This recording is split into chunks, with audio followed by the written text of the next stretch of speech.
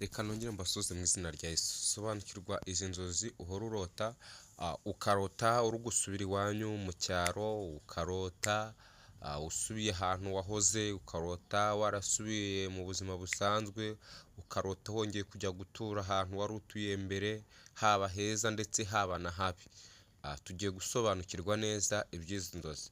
Cyane wibuke yuko Imana yasangaga abantu bayo ishaka kugira icyo ibwira cyangwa ishaka kugira icyo imenyesha iciye mu nzozi.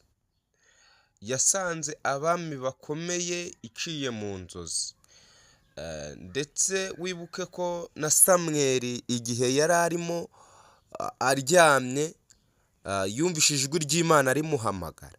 Iryo jwi ry'Imana wende aranakanguka aranitaba. Ariko Imana yagiye isanga abantu benshi, ibasanga mu nzozi ikabiyereka. Na Yakobo yamusanze mu inzozi iramwiyereka. Yasanze Aburahamu nawe mu nzozi iramwiyereka. Imana rero iba iri kukwereka ishusho y'ubuzima bwawe cyangwa se ibyo ugiye kunyuramo n'ibyo ugiye gucamo. Tujye kubisobanura mu buryo bubiri bwimbitse. Zishobora kuba nziza ndetse kandi zishobora no kuba ari mbi. Then iyo urose bwa mbere usubira iwanyu mu cyaro, warahagiriye ibihe bibi, utarahabayeho neza, warabayeho mu mibabaro myinshi, mu gahinda kenshi, nk'umukristo byavamo ibyiciro bibiri cyangwa se n'izindi mbaraga nkeya. Icya mbere, icyo gihe biba biri kugaragaza yuko ushobora kuba ugiye kujya mu bihe bibi, amen, ugiye gusubira inyuma mu buryo bw'agakiza kubera imbaraga nke zawe. Bisaba ngo usenge, wongere ukomeze ujye imbere, hanyuma ntuze gusubira inyuma kugira ngo utaza gucogora. Ikindi kiri buze kugaragaramo cyane ni uko uba ukiri kugendwaho na za mbaraga za karande z'iwanyu zidashaka ko hari intambwe ndi utera, cyane ko icyo gihe urota izo nzozi ubirwanya, uri kubona uri gushaka gusubira inyuma, ariko bikanga aricyo gikomeza gutuma ubirwanya cyane. Hanyuma rero icyo gihe rero ikintu ukora, iyo umaze kurota izo nzozi uhita ufata umwanya ugasenga. Kuko Imana yereka umuntu ikintu kugira ngo Imana igikureho. Ushobora kurota inzozi usubira gutura aho wari utuye mbere. Nk'umukristo biragaragara cyane ko ugiye gusubira inyuma mu buryo bw'agakiza, cyangwa se mu buryo bw'imibereho, cyangwa mu buryo bw'ubuzima, ugacogora. Ikindi noneho rero, iyo warose wasubiye inyuma, warahagiriye ibihe byiza, warahagiriye umunezero, cyangwa warasubiye mu gihugu cy'iwanyu, cyangwa se warasubiye ahantu mbega mufite ibyishimo n'abaho bose, ariko n'ibyo biba bitaba bigihari. Ibyo bisobanuye yuko hari indi ntambwe Imana igiye kuguteza, igiye kongera kuguhuza n'abandi bantu bashyashya, n'ubundi buzima bushyashya bujya kugira isano na bwa bundi wari urimo mbere.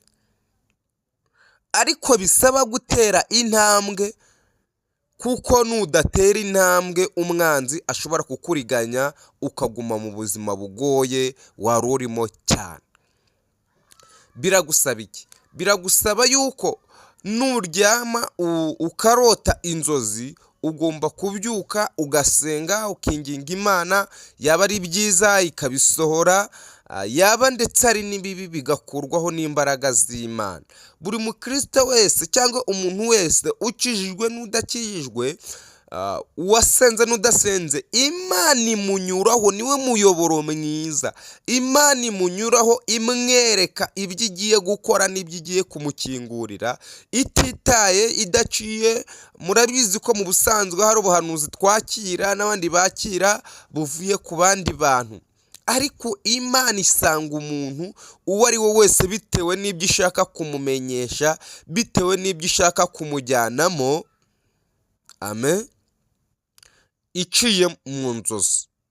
Bityo rero nawe biragusaba ngo nubyuka, uba ukijijwe cyangwa udakijijwe, wizera cyangwa utizera simbizi, uhite usenga, kugira ngo ibya byiza weretswe mu nzozi bisohore, bya bibi weretswe mu nzozi bikurwaho n'imbaraga z'Imana. Nicyo ngicyo kiba gisabwa cyane. Amen. Ndakwinginga rero mwene data, ku nzozi zawe zisengere, maze urushaho kuryama usenze nk'uko nabibasobanuriye. Nugira izindi nzozi umbwire ngo usobanurire, n'izindi umbwire ngende ngusobanurira, nta kintu bitwaye. Ndagusaba rero kora subscribe kuri iyi channel Irembo ry'Ijuru, tujye turushaho gukomeza ubona andi makuru, ubone izindi nyigisho, ubone izindi nzozi ugenda urota n'ibindi bigiye bitandukanye. Murakoze, turabakunda cyane kandi turabishimiye, ndetse n'ijambo ry'Imana. Ubujyanama burakenewe, ndetse n'icyo gukora ndetse no gukizwa birakenewe mu izina rya Yesu. Amen.